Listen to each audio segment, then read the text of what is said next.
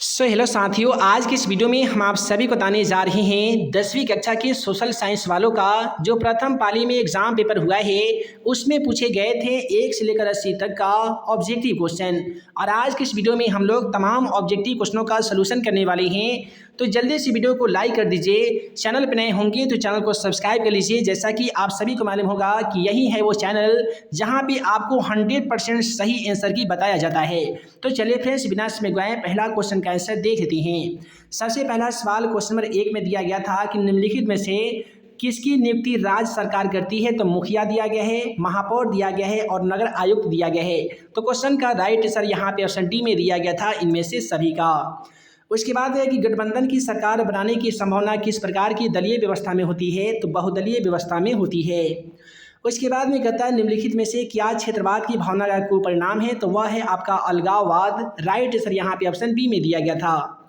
उसके बाद में है कि कार्यपालक पदाधिकारी की नियुक्ति कहाँ की जाती है। तो दोस्तों ये की जाती है आपका नगर पंचायत में। उसके बाद में कहता है कि निम्नलिखित में से कहाँ सामाजिक विभाजन का आधार भाषा था। तो ये था आपका बेल्जियम में। राइट आंसर यहाँ पे ऑप्शन ए हो जाएगा। उसके बाद में पूछा गया था कि संविधान सभा का गठन कब किया गया था। दोस्तों बात है सन 1946 ईस्वी की, जब संविधान सभा का गठन हो गया था। उसके बाद में कहता है कि योजना आयोग का गठन कब हुआ था। दोस्तों तो 15 मार्च 1950 को हुआ था। राइट आंसर यहाँ पे ऑप्शन बी हो जाएगा। उसके बाद में कहता है कि भारत की पहली मानव विकास रिपोर्ट कब जारी की गई थी। तो ये जारी की गई थी सन 2005 में। उसके बाद में बक्साइड के उत्पादन में कौन सा राज्य अग्रणी है। तो दोस्तों बक्साइड में बात करें तो यहाँ पे आपका उड़ीसा हो जाएगा। उसके बाद में कि काली मिट्टी कहाँ पाई जाती है। तो काली मिट्टी आपका पश्चिम बंगाल के साथ साथ महाराष्ट्र में पाई जाती है। तो राइट आंसर महाराष्ट्र हो जाएगा।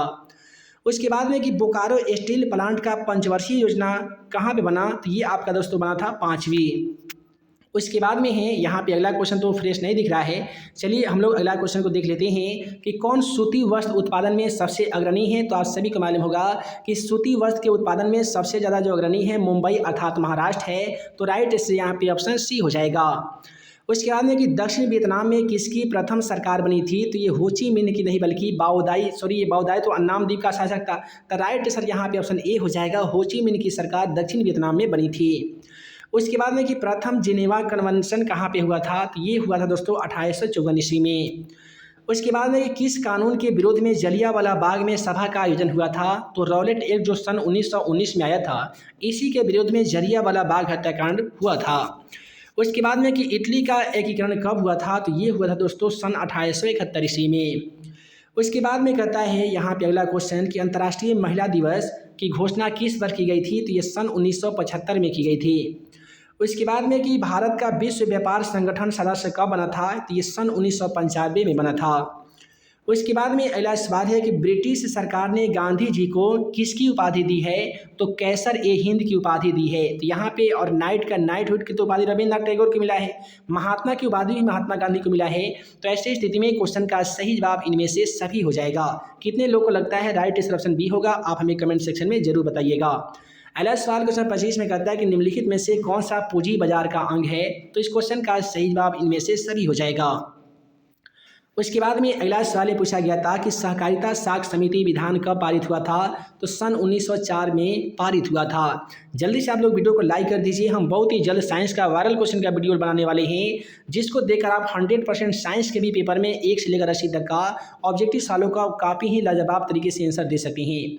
अगला सवाल है कि भारत के सकल घरेलू उत्पाद अर्थात जीडीपी किस क्षेत्र का योगदान सर्वाधिक रहा। तो ये आपका कृषि क्षेत्र का रहा। उसके बाद में कि भारत में एलपीजी नीति कब अपनाई गई थी, यानी लिक्विड पेट्रोलियम गैस की नीति जो अपनाई गई थी सन 1990 के दशक में अपनाई गई थी। उसके बाद में कहता है खनन को किस क्षेत्र में शामिल करते हैं। तो ये कृषि क्षेत्र में शामिल करते हैं। अगला सवाल है कि व्यापारिक बैंक का एजेंसी कार्य क्या है। तो दोस्तों ये है आपका ऋण देना, जो कि मॉडल पेपर में भी दिया गया था। अगला सवाल है कि सहकारिता का मूल तत्व क्या है। तो ये हो जाएगा इनमें से सभी। ये सभी का मूल तत्व है सहकारिता। अगला सवाल में पूछा गया था कि इनमें से किसके द्वारा पूंजी का निर्माण होता है। दोस्तों तो उपभोग के द्वारा पूंजी का निर्माण होता है। अगला सवाल है कि बिहार का कौन सा भाग सर्वाधिक बाढ़ प्रवण है। तो ये आपका उत्तरी बिहार हो जाएगा।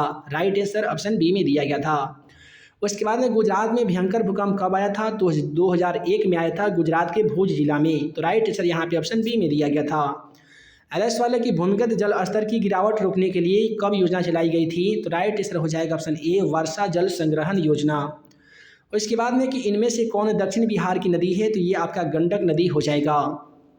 उसके बाद में कहता है कि रिएक्टर पैमाने की प्रत्येक इकाई के बाद भूकंप की गहनता में कितनी वृद्धि होती है? तो ये 7 गुना वृद्धि होती है। एलएस वाले पूछा गया था कि भारत का 22वां राज्य कौन सा है? तो दोस्तों वो है आपका गोवा। एलएस वाले पूछा गया कि सन 1974 के जन संघर्ष को किस नाम से जाना जाता है? तो ये जाना जाता है संपूर्ण क्रांति, जो लोकनायक जयप्रकाश नारायण के द्वारा चलाया गया था। उसके बाद में कहता है कि मुद्रा, बैंकिंग, संचार जैसे मामले की सूची में रखा जाता है, तो ये आपका समवर्ती सूची में रखा जाता है।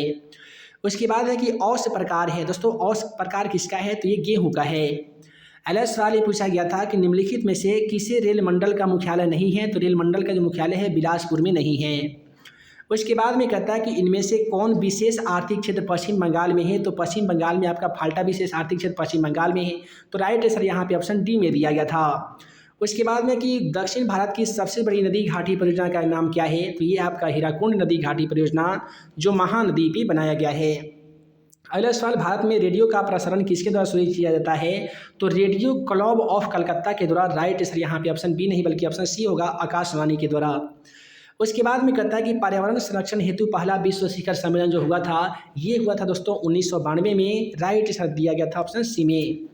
उसके बाद है कि बिहार का किस जिला जूट का सबसे बड़ा उत्पादक राज्य माना जाता है? तो यह है आपका पूर्णिया।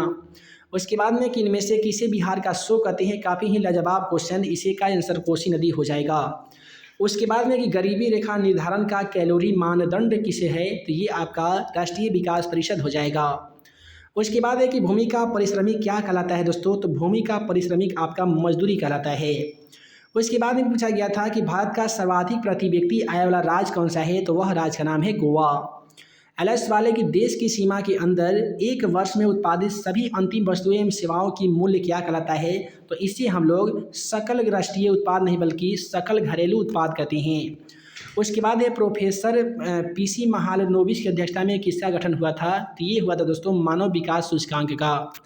उसके बाद में है कि भारत के किस देश की मुद्रा रुपया है? तो भारत की है, पाकिस्तान की, नेपाल की। तो राइट आंसर ऑप्शन डी में हो जाएगा। ये आपके सेंटअप के एग्जाम पेपर से क्वेश्चन लिया गया था। बचत क्या है? तो आय तथा उपभोग के अंतर को बचत कहते हैं। तो आय तथा उपभोग के अंतर यहाँ पे ऑप्शन बी में दिख रहा है। राइट आंसर ऑप्शन बी हो जाएगा। अगला सवाल दिया है कि निम्नलिखित में से क्या साख पत्र नहीं है? तो ये आपका अधिकी वर्ष, ये भी आपके मॉडल पेपर में दिया गया था। संविधान की 12वीं की सूची का संबंध किससे है? तो ये आपका राज्य के निर्देश मौलिक अधिकार का हो जाएगा, जो कि ऑप्शन डी में है। अगला सवाल में पूछा गया था कि हिंदी के अलावा अन्य कितनी भाषाओं को संविधान द्वारा अनुसूची में रखा गया है? तो हिंदी को लेकर चलेंगे तो 22 हो जाएगा, हिंदी को हटा कर रखेंगे तो इसका 21 हो जाएगा। अगला सवाल है कि राजनीतिक दलों का न्यूज़ सर्वप्रथम किसने पढ़ा था? तो ब्रिटेन में पढ़ा था। अगला सवाल है कि नर्मदा नदी घाटी परियोजना का संबंध किस राज्य से है? तो महाराष्ट्र, गोवा, कर्नाटक से है। अगला सवाल कहता है कि वेस्ट इंडीज संघ की स्थापना कब हुई थी दोस्तों? तो ये 1958 में हुई थी।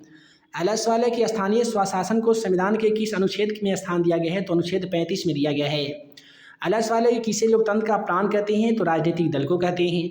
अगला सवाल में पूछा गया था कि निम्नलिखित में से कहाँ एकात्मक शासन व्यवस्था है दोस्तों? तो ये है आपका भारत में नहीं बल्कि संयुक्त राज्य अमेरिका में। अगला सवाल, दांडी यात्रा किस आंदोलन के उद्देश्य से शुरुआत हुई थी? तो सविनय अवज्ञा आंदोलन सन 1930 ईस्वी में। अगला सवाल को देख लीजिए। अगला सवाल कहता है कि निम्नलिखित में से किस बैंक की स्थापना सबसे पहले हुई थी? तो सबसे पहले आपका पीएनबी, पंजाब नेशनल बैंक की स्थापना हो गई थी।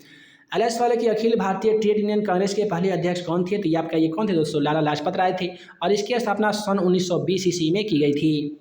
अगला सवाल पूछता है कि ऑल इंडिया ट्रेड यूनियन मुस्लिम लीग की स्थापना कब हुई? तो मुस्लिम लीग की बात करें तो 1906 हो जाएगा।